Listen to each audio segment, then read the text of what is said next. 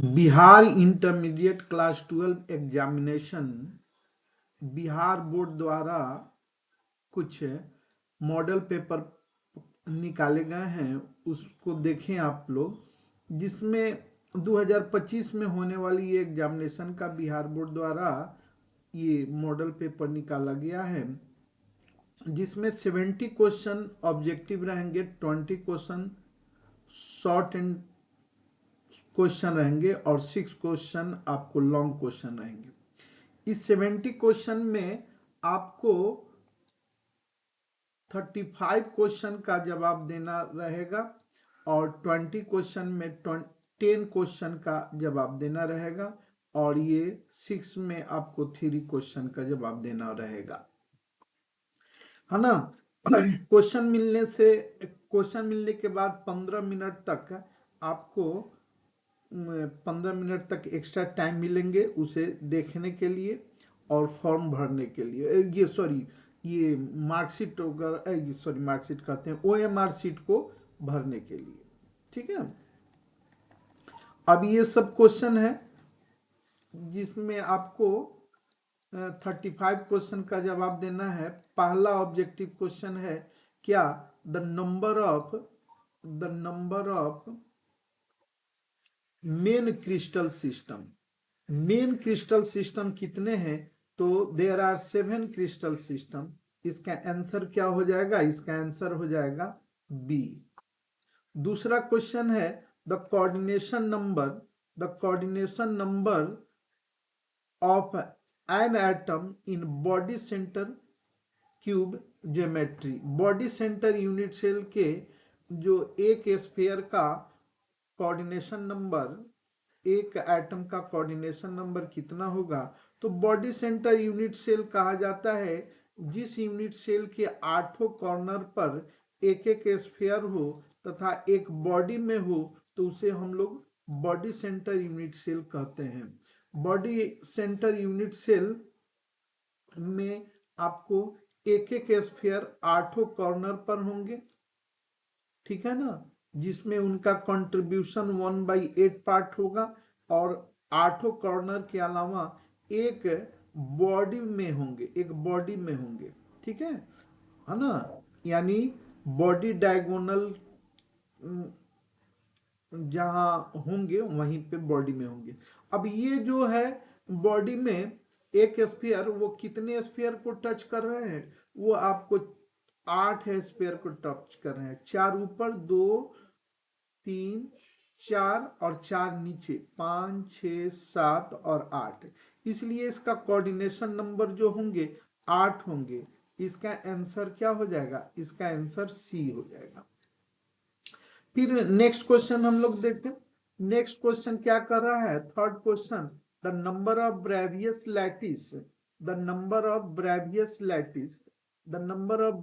Lattice in cubic crystal system में कितने Bravais lattice होंगे।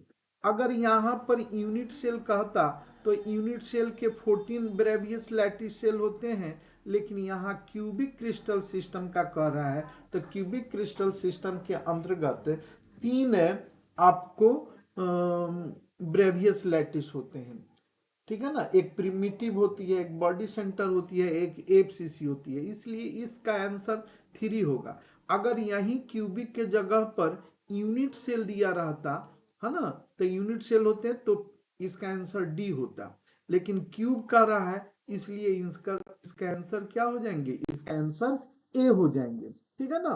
और अगर यूनिट सेल कहता तो आपको ब्रेवियस यूनिट सेल, तब यहां पर आपको क्रिस्टल सिस्टम के ब्रेवियस लैटिस जो होते वो टोटल आपको 14 हो जाते, लेकिन यहाँ क्यूब का कह रहा है इसलिए इसका आंसर आपको क्या हो जाएंगे, 3 हो जाएंगे, ठीक है ना। चलिए अब नेक्स्ट क्वेश्चन क्या कह रहा है, नेक्स्ट क्वेश्चन कह रहा है आपको ये नेक्स्ट क्वेश्चन 4 नंबर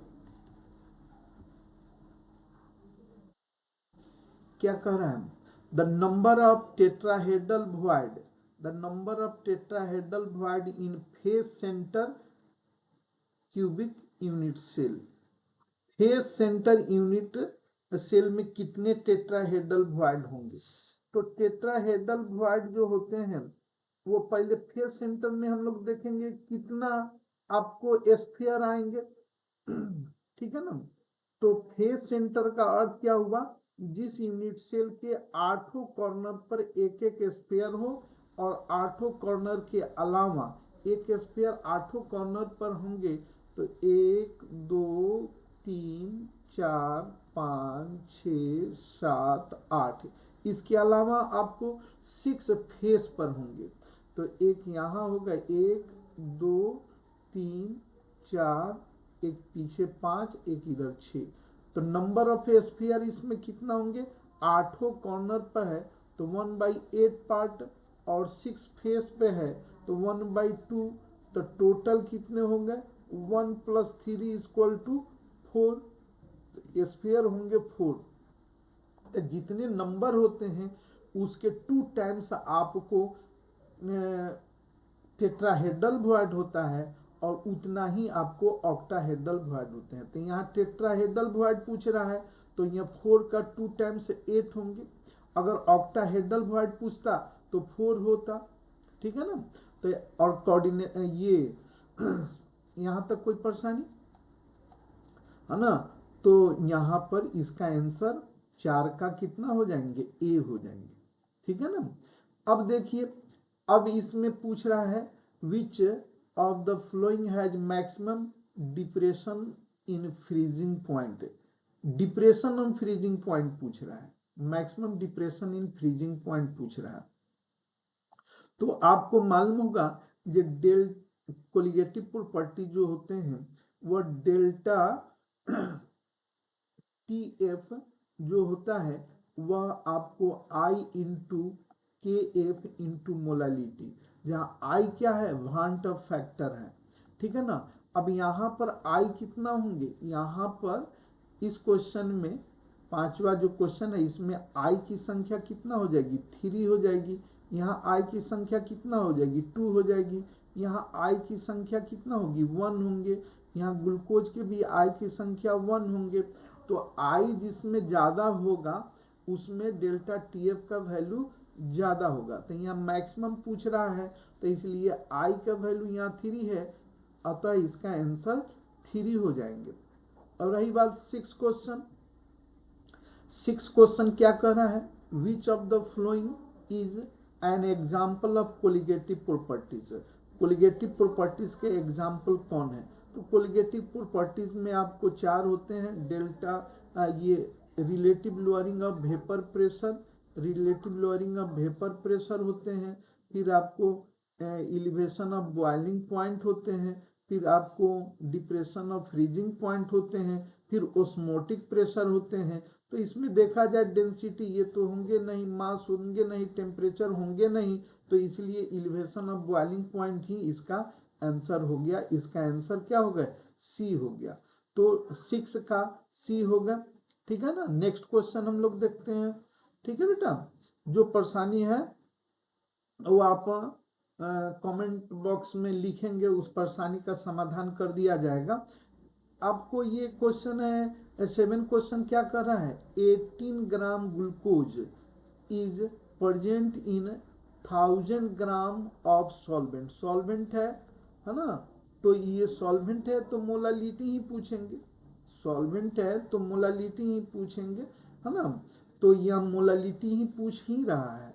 तो मोलालिटी इक्वल टू आपको फॉर्मूला मालूम होगा, है ना।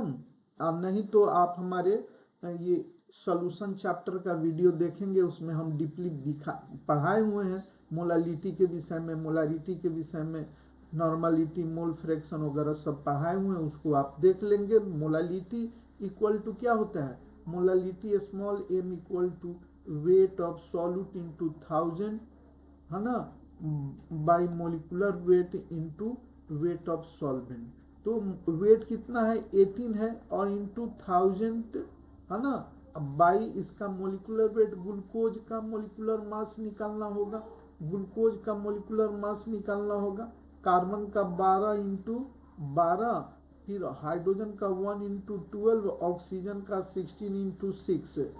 ये 12 या कितना होगा 144 प्लस 12 प्लस 16 इंटू 6 आपको 96 हो गया। ये सब जोड़ेंगे तो 180 आ जाएगा। तो 180 मोलिकुलर मास हो गया। और वेट ऑफ सॉल्वेंट कितना है 1000 है ना। 1000 से 1000 कैंसिल आउट हो गया। ये 1/10 1/10 का अर्थ क्या हुआ 0.1। तो इसका आंसर कितना हो जाएंगे, इसका आंसर 0.1 हो जाएंगे।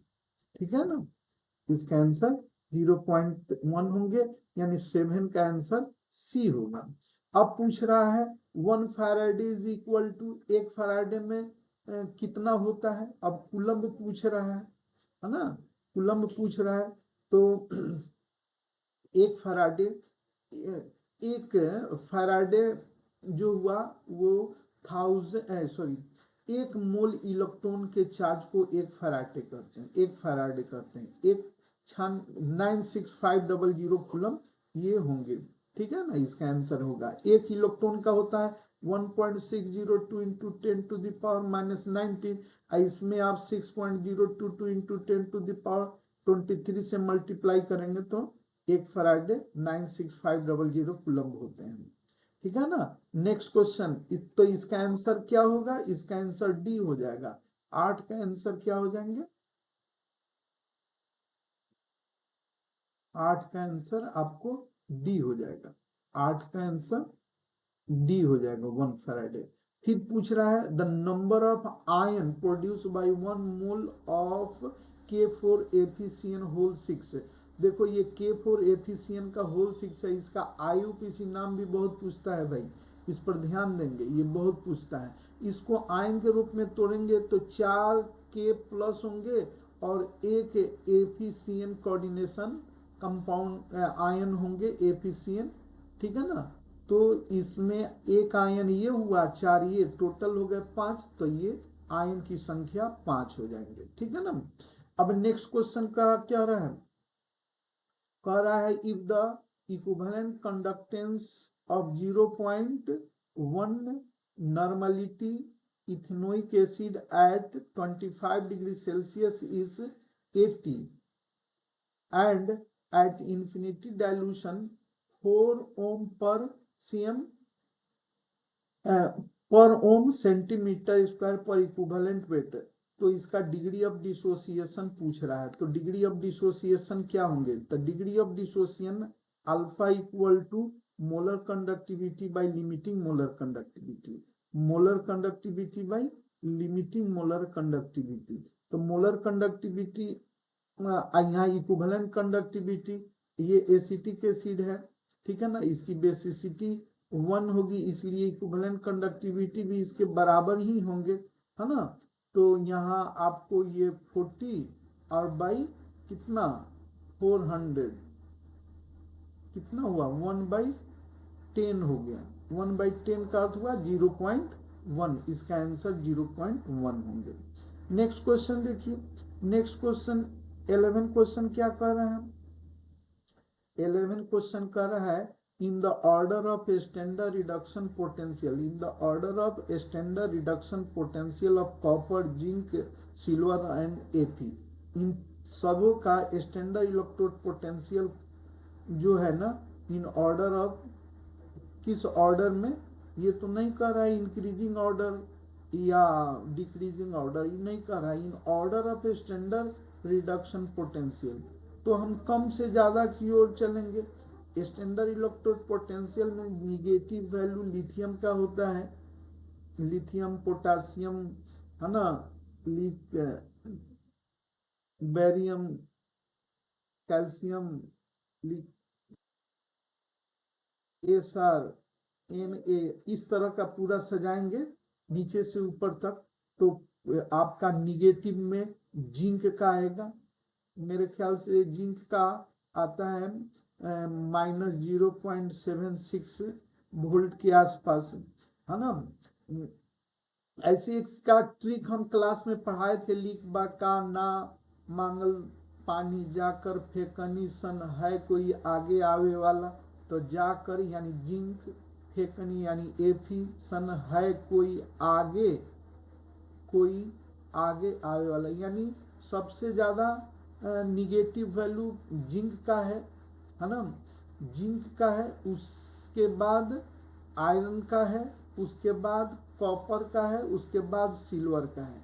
यानी सिल्वर का पॉजिटिव होंगे, है ना, इससे कम पॉजिटिव कॉपर का होगा, निगेटिव आपको एफी का होंगे, और निगेटिव आपका जिंक का होगा, standard electrode potential reduction potential.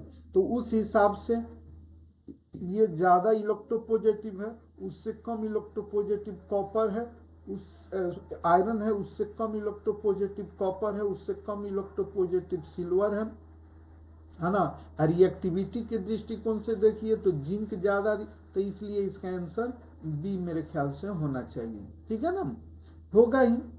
चलिए अब ध्यान दीजिए क्या क्वेश्चन कर रहा है। 12 क्वेश्चन कर रहा है which of the following is secondary cell. Secondary cell इसमें से कौन है। सेकेंडरी सेल जो होता है वह आपको जो एक बार यूज किया जाए उसके बाद पुनः उसको यूज नहीं किया जाए, वो सॉरी, एक बार यूज करने के बाद पुनः उसको यूज किया जाए, वो सेकेंडरी सेल होता है ना। और प्राइमरी सेल किसे कहते हैं, जो एक बार यूज हो जाने के बाद पुनः उसको यूज नहीं किया जाए। जैसे आपको ड्राई सेल होता है, मरकरी सेल होता है, ये सब जो सेल हैं उनको एक बार यूज करने के बाद पुनः यूज नहीं किए जाते हैं, है ना, इसलिए वो नहीं होंगे। ठीक है ना।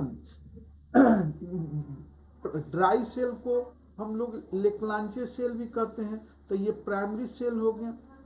ठीक है ना। तो लेड स्टोरेज बैटरी जो होती है ना, लेड स्टोरेज बैटरी, है ना, ऑल ऑफ दीज कर रहा है, तो लेक्लांचे सेल तो प्राइमरी सेल है, ऑल ऑफ दीज कर रहे तो ये भी ऑप्शन नहीं होंगे, ये भी ऑप्शन नहीं होंगे। और लेड स्टोरेज बैटरी जो है ना, इन्वर्टर बैटरी के रूप में इसका यूज किया जाता है, इसलिए इसका आंसर बी होगा। ठीक है ना। फिर यहां पर कह रहा है कि आपको the standard reduction potential value of element A B C are.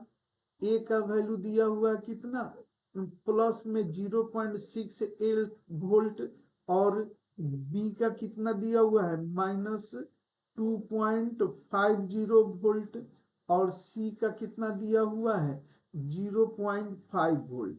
ठीक है ना। तो इसमें कह रहा है रिड्यूसिंग पावर। रिड्यूसिंग किसे कहते हैं, रिड्यूसिंग कहते हैं जो दूसरे को रिड्यूस करके खुद ऑक्सीडाइज हो जाए, यानी जो इलेक्ट्रॉन को रिलीज करे। तो इलेक्ट्रॉन को रिलीज कौन करते हैं, जिसका स्टैंडर्ड इलेक्ट्रोड पोटेंशियल का वैल्यू निगेटिव में ज्यादा हो, तो बी का ज्यादा होगा, है ना, उससे कम आपको सी के होंगे, उससे कम ये, तो मेरे ख्याल से आंसर इसका सी होना चाहिए। ठीक है ना। अब क्या कह रहा है, नेक्स्ट क्वेश्चन देखिए, 14 क्वेश्चन। 14 क्वेश्चन क्या कर रहा है, 14 क्वेश्चन कर रहा है the unit of a rate of reaction and rate constant is same for the reaction of which order। किस ऑर्डर में क्या होगा, रेट ऑफ रिएक्शन और रेट कांस्टेंट का वैल्यू सेम होंगे। ठीक है ना। तो हम लोग पढ़े हैं एक ट्रिक, आप लोगों को जो पढ़ाए थे कुछ ये केमिकल काइनेटिक, तो उसमें बताए होंगे के इक्वल टू होता है मोल पर लीटर पर power 1 minus order of reaction पर सेकेंड। ठीक है ना। और रेट ऑफ रिएक्शन का यूनिट क्या होता है, मोल पर लीटर पर सेकेंड। अब यहाँ n जो है ऑर्डर ऑफ रिएक्शन है, n का वैल्यू अगर 0 रखेंगे, मोल पर लीटर 1 माइनस 0 पर सेकेंड, यानी ये हो जाएंगे मोल पर लीटर पर सेकेंड, जो रेट ऑफ रिएक्शन के यूनिट के बराबर होंगे, अतः इसका आंसर 0 होगा। ठीक है ना। नेक्स्ट क्वेश्चन देखते हैं बेटा। नेक्स्ट क्वेश्चन,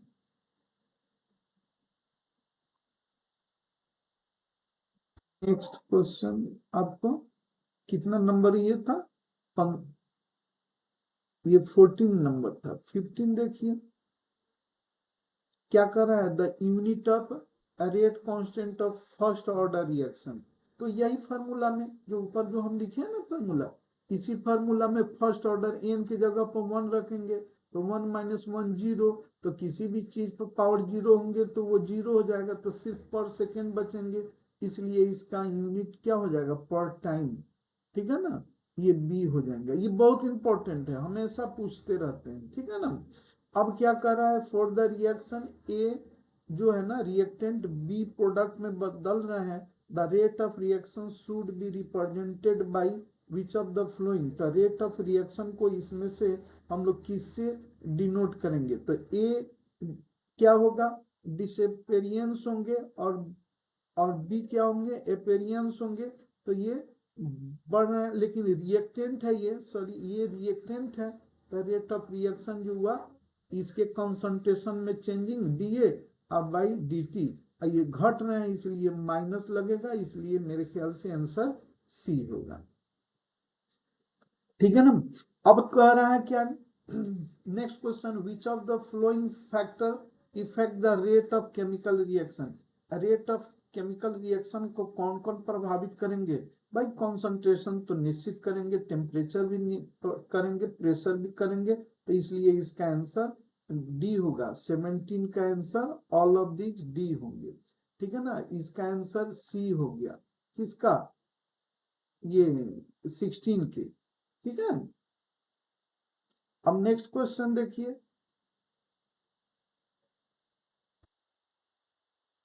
नेक्स्ट क्वेश्चन आपको 18, एंजाइम क्या है। ठीक है, एंजाइम इज ए कार्बोहाइड्रेट नहीं, एंजाइम कार्बोहाइड्रेट नहीं, प्रोटीन है, एंजाइम प्रोटीन है। ठीक है ना, इसलिए इसका सी होंगे, 18 का सी होगा।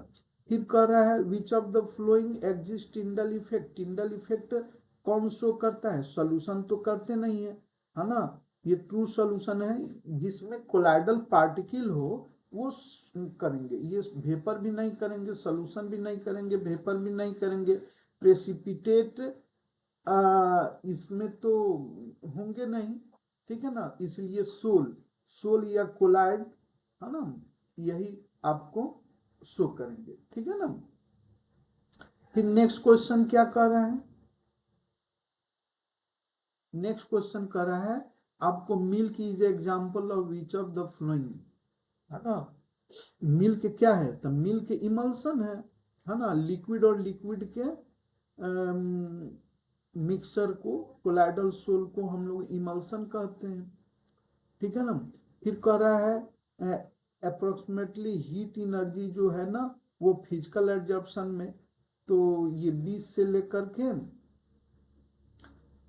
40 80 तक होते हैं। ठीक है ना, 20 से शुरू होते हैं, 60 से भी 80 हम लोग कह सकते हैं, 20 से ही 80 होते हैं। ठीक है ना, और आपको केमिकल एब्जॉर्प्शन में 80 से लेकर के 400 के आसपास होते हैं, है ना, इस दृष्टिकोण से। लेकिन 20 से 80 तो इसमें कहीं दिया हुआ नहीं है, लेकिन यहाँ हम इसको हम कह सकते हैं। ठीक है ना, फिजिकल एब्जॉर्प्शन जो होते हैं हम इसको कह सकते हैं 20 से लेकर के आपको 40 तक, हाँ यही होंगे, 20 से 40 तक। और केमिकल एब्जॉर्प्शन जो होते हैं वो 50 से 400 होते हैं, ये केमिकल एब्जॉर्प्शन होते हैं, केमिसॉर्प्शन, केमिकल एब्जॉर्प्शन। ये फिजिकल एब्जॉर्प्शन है 20 से 40। इसका 21 का आंसर क्या हो जाएगा, 21 का आंसर ए हो जाएगा, और 20 का आंसर क्या होगा, ई भी ए हो जाएंगे। ठीक है ना, अब नेक्स्ट देखिए क्वेश्चन, नेक्स्ट क्वेश्चन क्या है 22। 22 क्या कर रहा है, phosphorus pentoxide is a good, हाँ ये ब्लीचिंग एजेंट तो होते नहीं है, रिड्यूसिंग एजेंट होते नहीं हैं। देखिए ये फास्फोरस पेंटाऑक्साइड P4O10 एक ऑक्सीडाइजिंग एजेंट होते हैं, तो रिड्यूसिंग एजेंट तो होंगे नहीं, है ना। डिहाइड्रेटिंग एजेंट भी होते हैं, ये इसमें ऑब्जर्व करने की, वाटर को ऑब्जर्व करने की टेंडेंसी होती है, तो यहाँ हम एब्जॉर्बेंट कह सकते हैं, ठीक है ना, ऑब्जर्वेंट कह सकते हैं, ठीक है ना। ये एब्जॉर्ब करता है वाटर को, ये अवशोषण करते हैं, है ना। P2 P2O5 या P4O10, इसलिए इसका आंसर मेरे ख्याल से बी होना चाहिए, ठीक है। नेक्स्ट देखेंगे बेटा, नेक्स्ट क्वेश्चन क्या है। नेक्स्ट क्वेश्चन आपको अभी अभी क्या हुआ है, बाई 22 हो गया है ना। 23 देखिए क्या कर रहा है, limestone is use during the extraction of iron from hematite. Hematite से आयरन के एक्सट्रैक्शन में हम लोग लाइम स्टोन का यूज करते हैं, है ना। तो लाइम स्टोन हम लोग यूज इसलिए करते हैं, जो लाइम स्टोन क्या होगा, वो टूट करके CO और CO2 देंगे, और CO2 क्या करता है, जो कार्बन में कन्वर्ट होकर रिड्यूस कर देते हैं, लेकिन ये जो लाइम होता है वो उसमें इम्प्यूरिटी के रूप में जो रहते हैं सिल्का वगैरह, उससे कंबाइन करके स्लैग बना देता है, इसलिए ये फ्लक्स होगा, ठीक है ना। ये CO2 के लिए तो उसमें हम लोग कोक मिलाते ही हैं, तो इस CO2 का जरूरत नहीं पड़ेगा, ठीक है ना। रिड्यूसिंग एजेंट नहीं करेंगे, मेन रूप ये फ्लक्स के रूप में काम करते हैं। CO2 जो है ना, वो कोक से मिल करके कार्बन मोनोऑक्साइड बनाते हैं, और कार्बन मोनोऑक्साइड रिड्यूस करते हैं, उसकी कोई ज़रूरत यहाँ नहीं है। यहाँ मेन चीज़ है इसका फ्लक्स के रूप में जो इम्प्यूरिटी सिलिका से मिल करके स्लाइग बनाते हैं, इसलिए इसका आंसर ए होगा। 23 का आंसर ए होगा, ठीक है ना। अब देखिए 24 क्या कर रहा है, which of the flowing metal is obtained by cyanide process. Cyanide process से हम लोग किसको, साइनाइड प्रोसेस से तो हम लोग सिल्वर और गोल्ड को बनाते हैं, सिल्वर और गोल्ड को बनाते हैं, कॉपर को भी बनाते हैं साइनाइड प्रोसेस से। तो लेकिन यहाँ कॉपर से ज्यादा सिल्वर ही अहमियत रखती है, इसलिए हम लोग यहाँ पर सिल्वर का ही लिखेंगे। कॉपर को भी साइनाइड प्रोसेस से आइसोलेटेड किया जाता है, लेकिन सिल्वर को ज्यादा किया जाता है, सिल्वर और गोल्ड को, ठीक है ना, साइनाइड प्रोसेस से। कॉपर को कर सकते हैं, लेकिन सिल्वर को किया जाता है, इसलिए इसका यहाँ पर ये होगा। फिर करा है गैलेनाइज और which of the, galena lead का, पीवी का, लेड का है SN3, पीवी यहाँ लेड यहाँ है, इसका ये और है PBS, ठीक है ना, गैलेना PBS, ठीक है। तो इसलिए इसका आंसर बी होंगे। 25 का बी हो गया, और 24 का सी होगा, सिल्वर, ठीक है। फिर यहाँ पर sulphide ore is concentrated by froth flotation process, है ना। फ्रॉथ फ्लोटेशन प्रोसेस से हम लोग सल्फाइड ओर का कंसंट्रेशन करते हैं, ये बहुत पूछे जाते हैं। इसका आंसर 26 का आंसर, 26 का आंसर आपको ए हो जाएगा। फिर यहाँ कह रहा है chlorine react with excess ammonia. Excess ammonia से क्लोरीन रिएक्शन करके क्या देता है, ये पूछ रहा है, ठीक है ना। तो देखिए क्लोरीन जो है ना, अमोनिया से आपको रिएक्शन कर करके आपको नाइट्रोजन, अमोनियम क्लोराइड, NCl3 ये सब रिलीज करते हैं, ठीक है ना। लेकिन यहाँ एक्सेस कह रहा है, यहाँ एक्सेस अमोनिया कर रहा है, तो एक्सेस अमोनिया को लिबरेट क्लोरीन से रिएक्शन करने का आपको मेन कारण है कि क्लोरीन जो है ना Cl2, वह अमोनिया से रिएक्शन करेंगे, तो आपको ये दो तरह से करते हैं, एक एक्सेस अमोनिया करते हैं, एक मिनिमम अमोनिया करते हैं, ठीक है। एक एक्सेस अमोनिया करते हैं, एक मिनिमम अमोनिया करते हैं।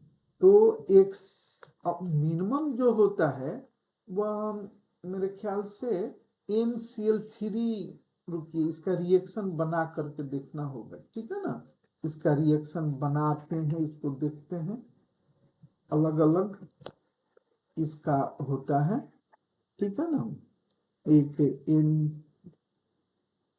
NCl2 प्लस आपको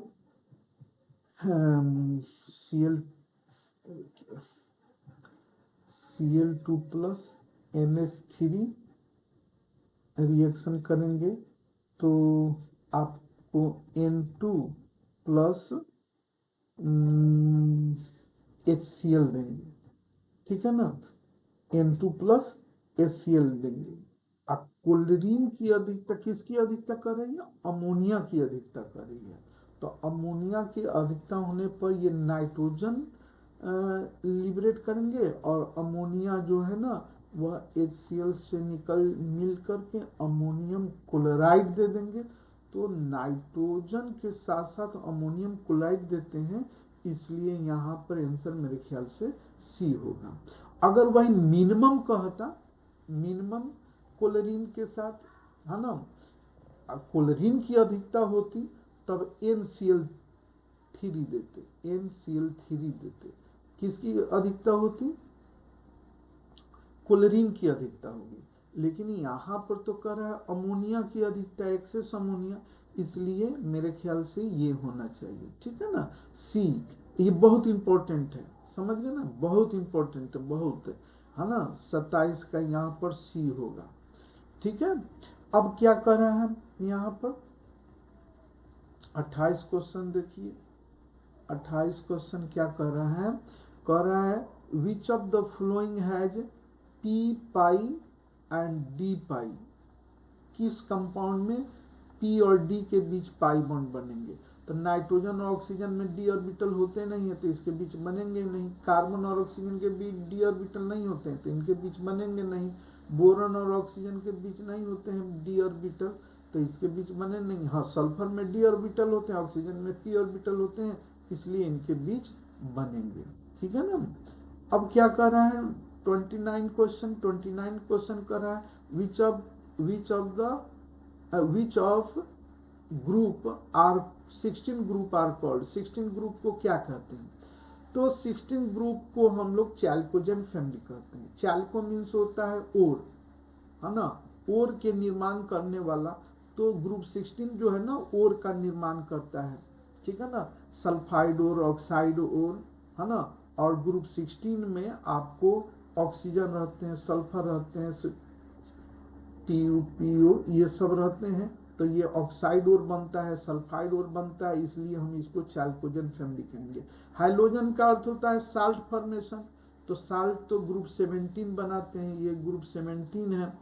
ट्रांजिशन एलिमेंट जिसमें डी ब्लॉक अनकम्प्लीट हो वो ट्रांजिशन है। नोबेल जो है ग्रुप 18 के हैं, इसलिए ये चैल्कोजेन इसका। पी नाइट्रोजन जो होता है वह ग्रुप 15 होते हैं, पी नाइट्रोजन फैमिली, ठीक है ना। और चैल्कोजेन फैमिली आपको ग्रुप 16 होते हैं, इसका आंसर बी होगा। फिर क्या कर रहा है the element showing highest oxidation state among the first transition series. First transition series जो है उसमें हायर ऑक्सीडेशन स्टेट कौन शो करते हैं? आपको स्कैंडियम है, टिटेनियम है, वेरिडियम है, क्रोमियम है, मैग्नीज है, एपी है, कोबाल्ट है, निकेल है, कॉपर है और जिंक है। इसमें हाईएस्ट ऑक्सीडेशन स्टेट, इसका ऑक्सीडेशन स्टेट तो +3 होते हैं, यहाँ 2,4 होते हैं, 2,5 होते हैं, 2,6 होते हैं।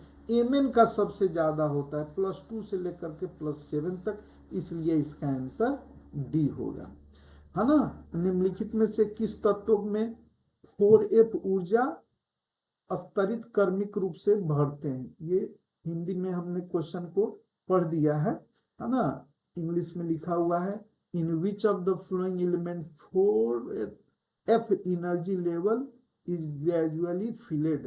तो लेंथेनॉइड में, लेंथेनियम में ला से लेकर लू तक लालू तक है ना, लेंथेनियम से लेकर ल्यूटेरियम तक लेंथेनॉइड में 4f इलेक्ट्रॉन भरते हैं, ठीक है ना। अब यहाँ पर पूछ रहा है कोऑर्डिनेशन नंबर या number of touching sphere, coordination number है ना, चाहे नंबर ऑफ लिगेंड्स।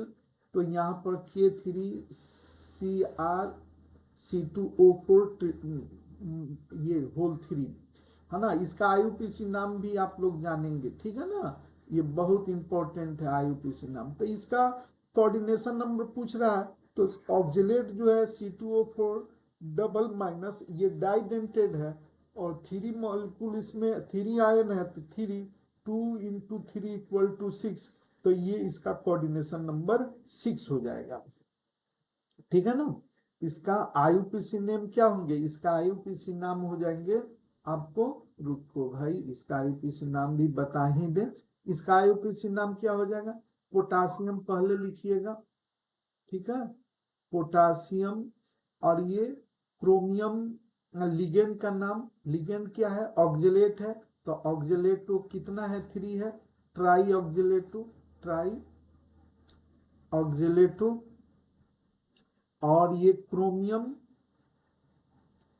ऐसे ही हम बता रहे हैं, ये पूछ नहीं रहा है, यहाँ तो पूछ रहा है कोऑर्डिनेशन नंबर जो कि 6 होंगे, इसका आंसर डी होगा, ठीक है ना, लेकिन नाम हम बता दे रहे हैं आपको। हाँ, ट्राई ऑक्जिलेटो क्रोमियम, हाँ, लेकिन इस पर निगेटिव चार्ज आ गया है तब ना यहाँ पोटासियम आया है पॉजिटिव, तो क्रोमेट कह सकते हैं, क्रोमेट। इसका ऑक्सीडेशन नंबर निकालिएगा, तो ऑक्सीडेशन नंबर कितना हो जाएगा, पोटासियम का 1 इंटू 2, क्रोमियम का x, ऑक्जिलेट का -2 इंटू 3 इक्वल टू 0, तो ये -6 यहाँ पर हो गया 3 प्लस x -3 इक्वल टू 0, तो x इक्वल टू 3, यानी क्रोमेट थर्ड इसका नाम हो गया। ये पूछ नहीं रहा था, यहाँ पूछ रहा था क्या, यहाँ पूछ रहा था आपको, यहाँ पूछ रहा था उसका कोऑर्डिनेशन नंबर ही पूछ रहा था। अब यहाँ पर पूछ रहा है क्या, यहाँ पूछ रहा है कि ये विच of the following is paramagnetic. Paramagnetic किसे कहते हैं, पैरामैग्नेटिक कहते हैं जिसमें अनपेयर्ड इलेक्ट्रॉन, जिसमें अनपेयर्ड इलेक्ट्रॉन हो वही पैरामैग्नेटिक होता है। डाईमैग्नेटिक जिसमें पेयर इलेक्ट्रॉन हो, जिसमें पेयर इलेक्ट्रॉन हो वो आपको ये होते हैं डाईमैग्नेटिक होते हैं, ठीक है। तो इसमें पैरामैग्नेटिक पूछ रहा है जिसमें अनपेयर्ड इलेक्ट्रॉन, सीएन में है अनपेयर्ड इलेक्ट्रॉन नहीं होते हैं, तो ये डाईमैग्नेटिक हो गया, ठीक है ना। सीएन में अनपेयर्ड इलेक्ट्रॉन नहीं होते हैं तो ये डाईमैग्नेटिक हो गया। और आपको Cl4 वाला जो है ये NiCl4, ये पैरामैग्नेटिक होंगे, इसमें अनपेयर्ड इलेक्ट्रॉन, 2 अनपेयर्ड इलेक्ट्रॉन होते हैं, जिसके कारण इसका ये आंसर मेरे ख्याल से 3 होना चाहिए। फिर कर रहा है which of the following act both oxidizing agent as well as reducing agent.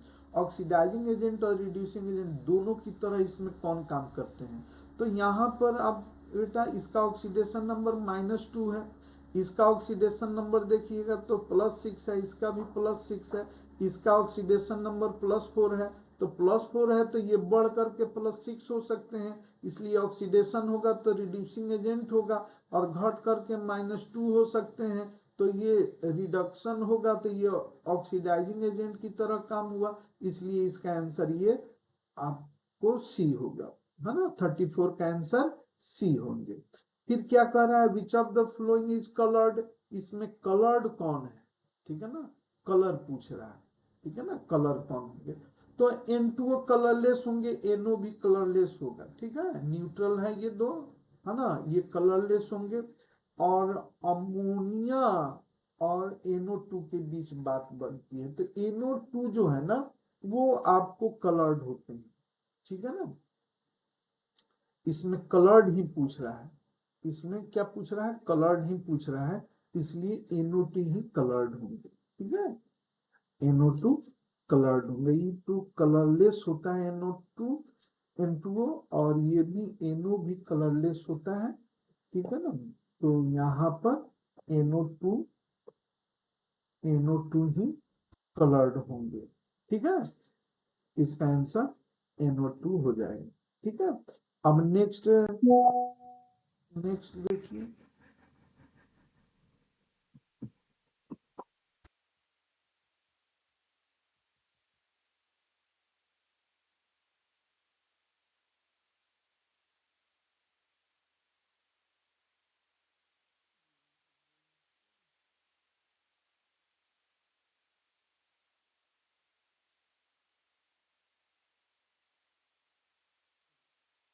यहाँ पर पूछ रहा है which of the flowing ion is colourless, कौन कलरलेस होंगे।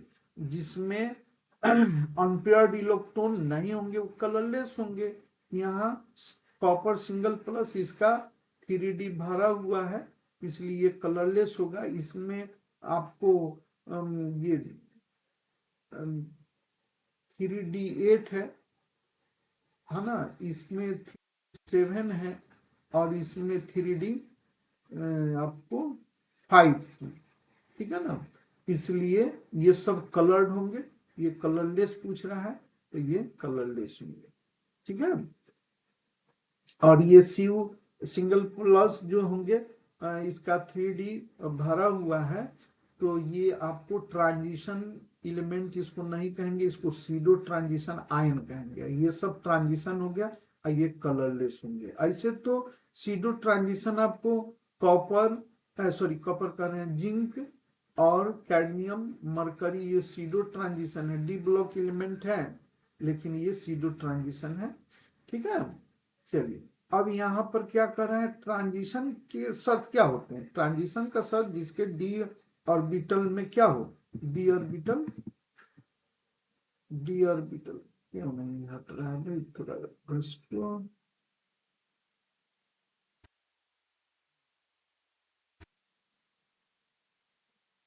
चलिए, अब क्या कर रहा है, which of the following is not a transition element. एफी ट्रांजिशन है, एसेंटीन जो है ना, ये ट्रांजिशन नहीं है, ठीक है ना, ग्रुप 14 के मेंबर है, और ये ट्रांजिशन है ना, ये भी ये सीडो ट्रांजिशन है, लेकिन डी ब्लॉक के हैं।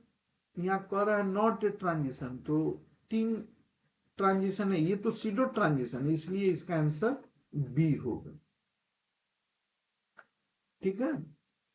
फिर आपको एक 38 क्वेश्चन क्या है, कह रहा है the outer electronic configuration of group 18 element, ये NH2 NP6, ये ग्रुप 18 का है, ये ग्रुप 15 का है, ये ग्रुप 17 का है, और ये ग्रुप 16 का है। फिर यहाँ पर तो इसलिए 18 का पूछ रहा है, तो इसका आंसर बी होगा, ठीक है ना। फिर करा विच of the flowing gas has lowest boiling point, किसमें लोएस्ट बॉइलिंग पॉइंट है, तो हाइड्रोजन में लोएस्ट बॉइलिंग पॉइंट है, ठीक है। हीलियम में तो स्टेबल, ये आउटर मोस्ट इलेक्ट्रॉनिक्स का फुलफिल है, ये लोएस्ट बॉइलिंग पॉइंट, जो कम टेम्परेचर पर जिसका वेपर प्रेशर एटमॉस्फेयर प्रेशर के बराबर हो जाए, उसी को बॉइलिंग पॉइंट कहते हैं। तो ये हाइड्रोजन का बॉइलिंग पॉइंट बहुत कम है, ठीक है ना। अब यहाँ पर क्या कर रहे हैं, विच of the metal is purified by hook process. Hook process से किस मेटल का प्यूरिफिकेशन किया जाता है। तो आपको प्यूरिफिकेशन यहाँ दिया ऑप्शन, कॉपर दिया है, आयरन दिया हुआ है, एल्युमिनियम दिया है, और जिंक दिया है। तो एल्युमिनियम को हुक प्रोसेस से प्यूरिफिकेशन किया जाता है। एक कंटेनर में ग्रेफाइट का एनोड और मेटल का, हाँ, एल्युमिनियम का ही किया जाता है, ठीक है ना। विच of the flowing most electronegative, कौन ज्यादा इलेक्ट्रोनिगेटिव एलिमेंट है, 41 का क्वेश्चन है ये, है ना। इसका आंसर 40 का आपको बी हो गया। तो फोन कल ब्रश की है प्रियंका, पढ़ाए होंगे आप लोग को, है ना। तो इसमें फुल इन हायर ये लोग तो निगेटिव है, ये ए आंसर हो जाएंगे, ठीक है ना।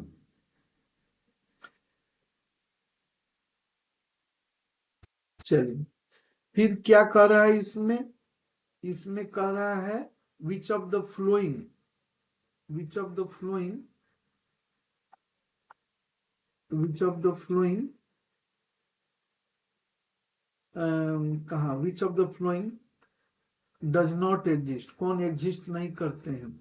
एक सी ओ फोर तो एग्जिस्ट करते हैं, एक सी एफ टू भी एग्जिस्ट करते हैं, एक सी ओ थ्री भी एग्जिस्ट करते हैं। नियोन फ्लोराइड का निर्माण नहीं करता है, इसलिए ये एग्जिस्ट नहीं करते हैं, यही आंसर होगा। नियोन जो है ना, जेनॉन जो है ना, जेनॉन, ये इसका आयोनाइजेशन पोटेंशियल ऑक्सीजन के आयोनाइजेशन पोटेंशियल से थोड़ा कम ही होते हैं, 1170 के आसपास होते हैं किलो जूल पर मोल।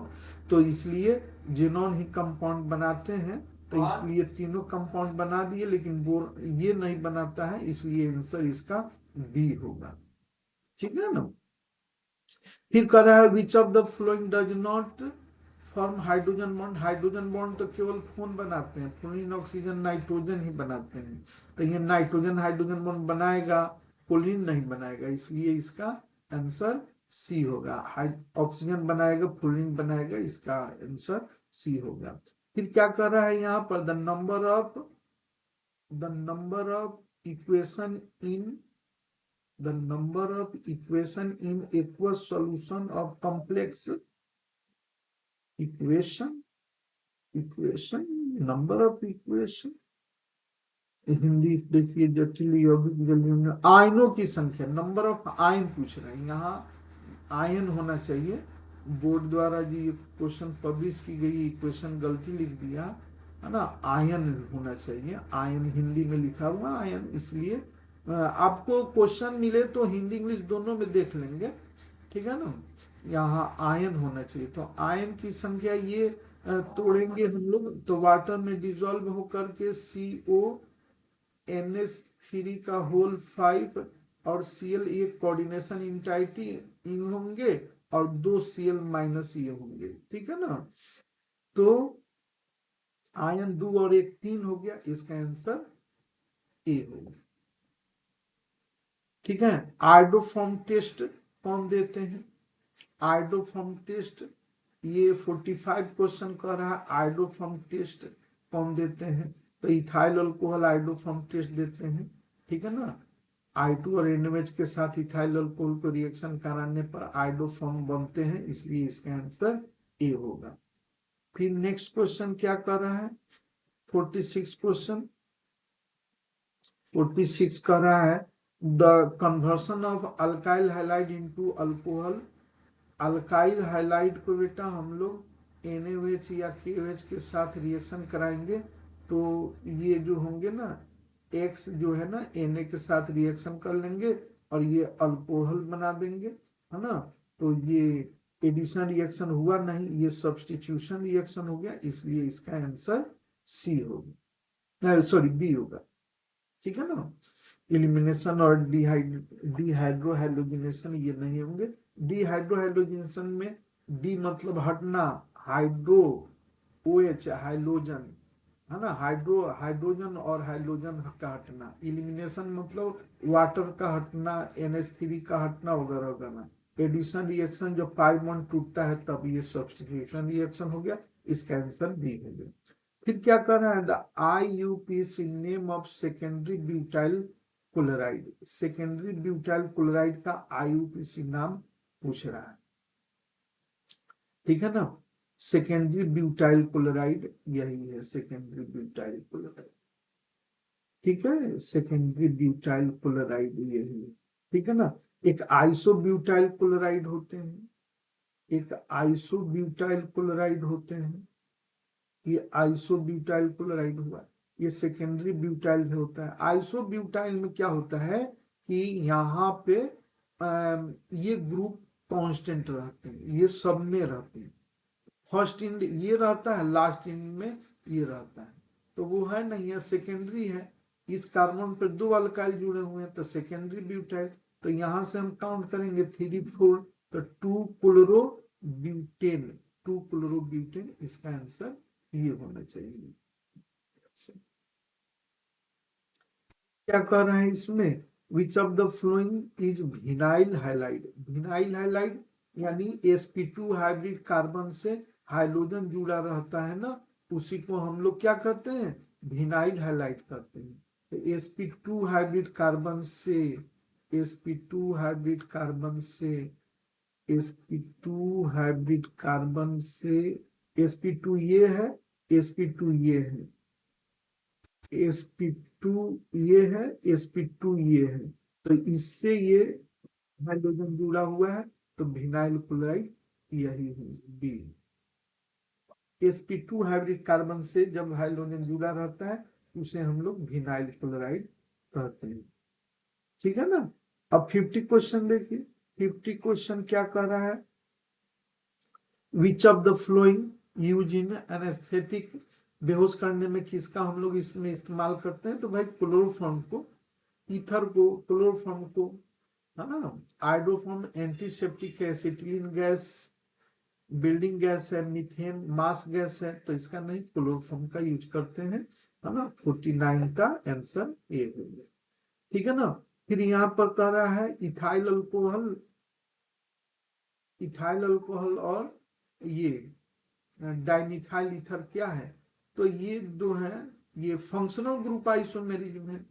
इसमें फंक्शनल ग्रुप ईथर है, इसमें अल्कोहल है, तो ये फंक्शनल ग्रुप आइसोमेरिज्म। ये बहुत इंपॉर्टेंट है, निश्चित पूछेगा, ये निश्चित पूछेगा, बहुत इंपॉर्टेंट क्वेश्चन है बी। ठीक है ना। फिर कर रहा है प्राइमरी अल्कोहल के ऑक्सीडेशन से, प्राइमरी अल्कोहल के ऑक्सीडेशन से आपको प्राइमरी अल्कोहल के ऑक्सीडेशन से एल्डिहाइड और कार्बोक्सिलिक एसिड बनते हैं। ईथर बनेंगे नहीं, ईस्टर बनेंगे नहीं, कीटोन बनेंगे नहीं, क्योंकि प्राइमरी अल्कोहल है। कार्बोक्सिलिक एसिड, एल्डिहाइड के बाद कार्बोक्सिलिक एसिड बनते हैं, इसलिए इसका आंसर सी हो गया, 51 का सी हो गया। ठीक है ना। अब नेक्स्ट क्वेश्चन, नेक्स्ट क्वेश्चन देखिए,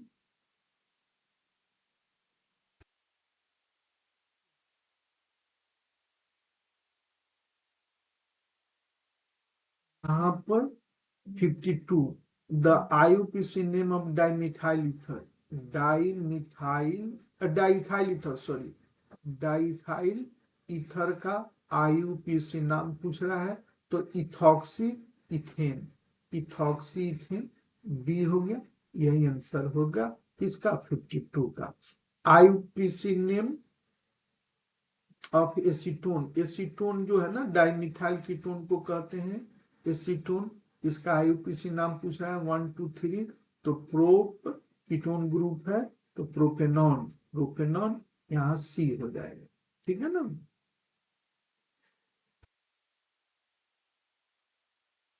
कर रहा है which of the flowing obtained by heating of formaldehyde and NaOH, formaldehyde और NaOH को गर्म करने से क्या बनता है, फॉर्मल्डिहाइड और NaOH के रिएक्शन से आपको एक मिथाइल अल्कोहल और सोडियम फॉर्मेट बनते हैं, है ना। ये कैनिजारो रिएक्शन है, इसलिए यहाँ पर डी होंगे। नेक्स्ट क्वेश्चन देखिए, next question, next question, next question, उठ जाओ भाई।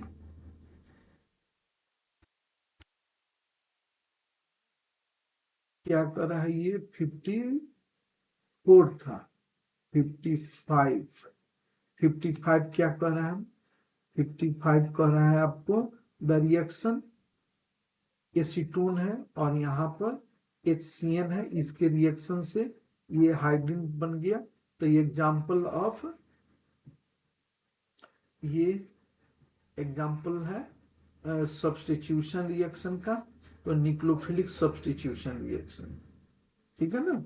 यहाँ जो होंगे ना डबल बॉन्ड O, तो O पर निगेटिव और कार्बन पर पॉजिटिव, और ये CN निगेटिव जो है ना यहाँ आएंगे, H यहाँ आएंगे, इसलिए न्यूक्लियोफिलिक सब्स्टिट्यूशन रिएक्शन हो गया, यानी 55 का बी हो गया। फिर यहाँ पर करा the functional group of carboxylic acid, functional group carboxylic acid का ये होता है। ठीक है ना।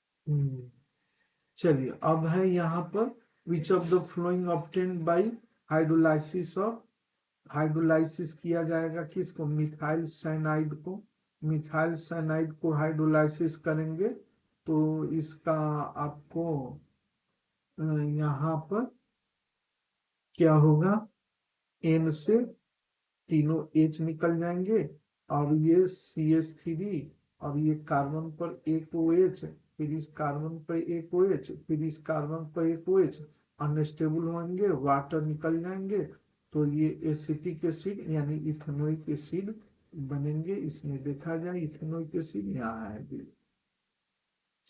फिर यहाँ पर कर रहा है which of the flowing can be represented by molecular formula, इसमें से ये जो है ना C3H9N किसको रिप्रेजेंट करेंगे, 3 कार्बन है ना, और एक नाइट्रोजन है और हाइड्रोजन कितने हैं, 9 है, तो यहाँ 3 और 2 5 और 2 7 और 2 9, ठीक है।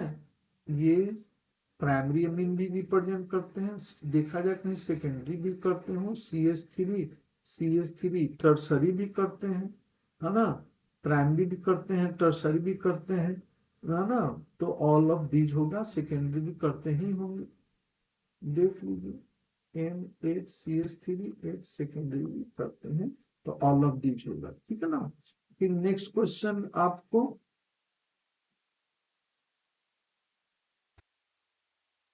ये 59 क्वेश्चन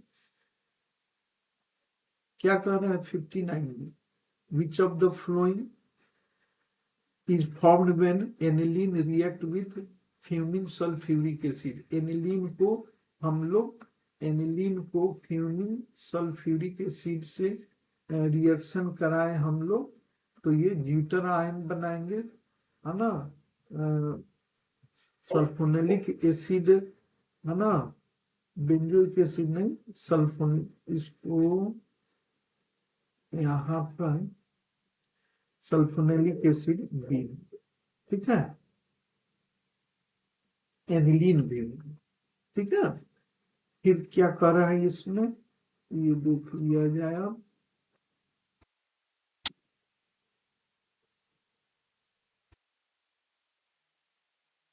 61 देख लीजिए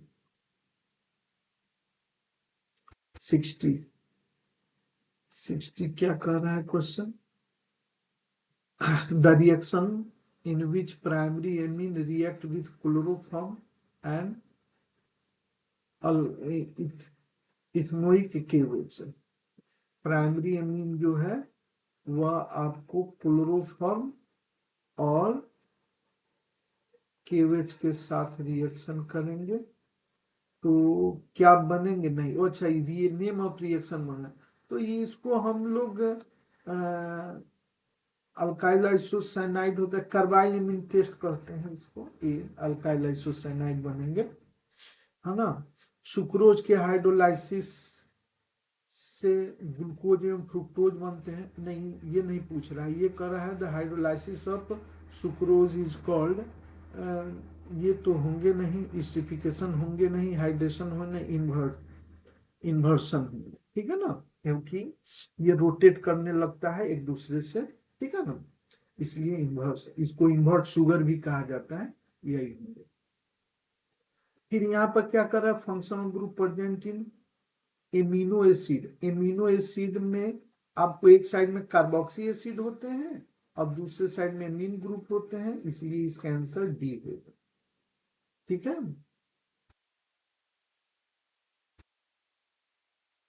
इसका आंसर डी होगा, ये 62 था, अब 63 देखिए, 63 क्या कह रहा है, 63 कह रहा है नाइट ब्लाइंडनेस यानी रतौंधी किसकी कमी से होती है, तो विटामिन ए की कमी से होती है, इसका आंसर ए हो जाएंगे, which of the following commonly not produce in our body, हमारे बॉडी में कौन नहीं, एंजाइम तो बॉडी में उत्पन्न होते हैं, प्रोटीन होते हैं, essential protein non essential protein ये तो होते ही हैं, विटामिन अपने बॉडी में निर्मित नहीं हो, हार्मोन तो होते ही हैं, तो ये बी हो जाएंगे। फिर यहाँ कह रहा है which of the flowing not a macromolecule, इसमें कौन मैक्रोमोलिक्यूल नहीं है, थोड़ा और ऊपर करके देखा जाए।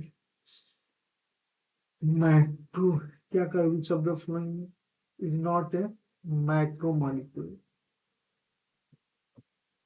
मैक्रोमोलिक्यूल, मैक्रोमोलिक्यूल तो लंबा होता है, कह रहा है जो नॉन स्टार्च तो मैक्रोमोलिक्यूल होते हैं। एमिनो एसिड, इंसुलिन में 51 एमिनो एसिड यूज बड़ा है। डीएनए प्लानिकेट, डीएनए ही माइक्रोमोलिक्यूल नहीं होते हैं, माइक्रोमोलिक्यूल नहीं होते, है ना। फिर यहाँ पर कह रहा है industrial synthesis rubber, first synthesis isoprene था, इसमें आइसोप्रीन नहीं है। ये तो सिंथेटिक रबर है ही, ये भी सिंथेटिक रबर है, बुनाइस बुनाइन मिथाइल, और आइसोप्रीन नियोप्रीन नहीं है, तो इसलिए इसका आंसर डी होंगे। चलिए, अब क्या है भाई, ये 66 तक हो गया। 67 देखिए, 67 क्या कह रहा है, 67 कह रहा है ऑर्लॉन पॉलीमर, तो वो आपको विनाइल सैनाइड एक्राइलोनाइट्राइल ये हो जाएंगे, ठीक है। विनाइल मिथाइल सैनाइड एक्राइलोनाइट्राइल यही होंगे, ठीक है ना। चलिए, अब क्या कर रहा है, purine base which present in RNA,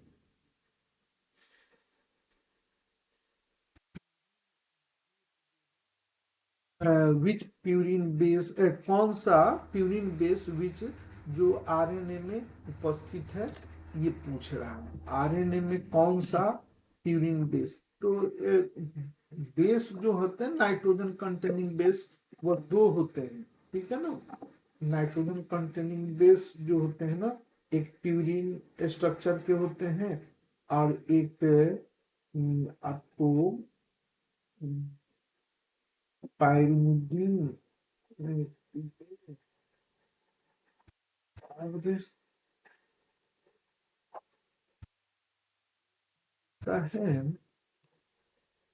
base, आपको पायरिमिडीन टाइप का, एक प्यूरिन टाइप का, ठीक है ना। तो इसमें पूछ रहा है प्यूरिन बेस जो आरएनए में नहीं है। आरएनए डीएनए में यूरासिल नहीं होता है, ठीक है, और आरएनए में यूरासिल नहीं होता है, जो कि पायरिमिडीन टाइप के स्ट्रक्चर है।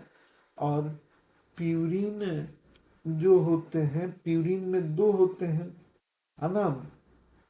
अरे टोटल बेस आपको AG cut, AG cut, adenine guanine cytosine uracil thymine, और इसमें जो थाइमिन है, यूरासिल जो है, और साइटोसिन जो है, वो तीनों आपको होते हैं ये पायरिमिडीन टाइप का स्ट्रक्चर। और एजी जो होता है, एडेनिन और ग्वानिन, ये होते हैं आपको प्यूरिन टाइप के स्ट्रक्चर। तो इसमें पूछ रहा है आपको जे आरएनए में कौन नहीं होते, ठीक है, प्यूरिन, एजी और कौन, यही दोनों में से। तो यूरासिल तो होता है, तो ये तो उसमें है नहीं, थाइमिन, और यहाँ पर ग्वानिन साइटोसिन, ये साइटोसिन थाइमिन, ये तीनों तो हो गए आपको किस टाइप का, ये तीनों हो जाएंगे। अब प्यूरिन में होते हैं एजी और,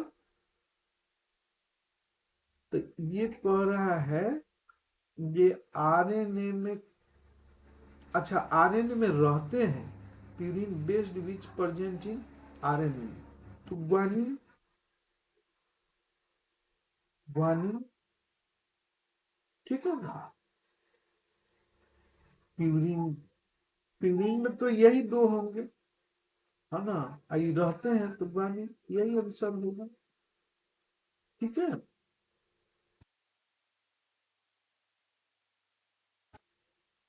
69 देखिए क्या कर रहा है, which of the following correct order of nucleic acid, nucleic acid में कौन करेक्ट ऑर्डर है, तो शुगर होते हैं, शुगर जो है पेंटोज शुगर होता है, पेंटोज शुगर जिसमें राइबोज और डिऑक्सी राइबोज होते हैं, बेस होते हैं AG cut, AG cut, adenine guanine cytosine uracil thymine और फॉस्फेट, यही सीक्वेंस होते हैं सी। फिर यहाँ कर रहा है which of the following carbohydrate is essential component of plant capillary, cellulose plant में रहते हैं, स्टार्च सुक्रोज भी तो रहे हैं लेकिन सेलुलोज, आंसर ये हो गए। तो हम लोग अभी अभी 70 ऑब्जेक्टिव क्वेश्चन को देख लिए, ठीक है ना।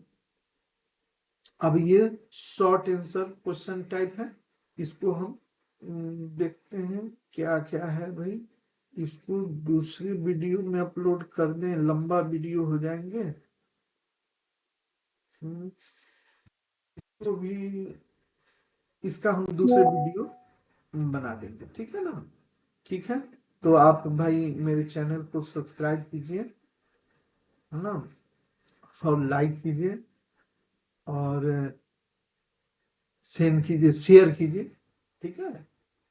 इसी के साथ हाँ, फिर हम दूसरे वीडियो में इस सारे शॉर्ट क्वेश्चन का जो है ना, जैसे मोलारिटी मोलालिटी, है ना, ये सब जो है ना, ब्राउनी मूवमेंट, जितने भी शॉर्ट क्वेश्चन है उन सबको हम दूसरे वीडियो में हम फिर से कर लेंगे, ठीक है।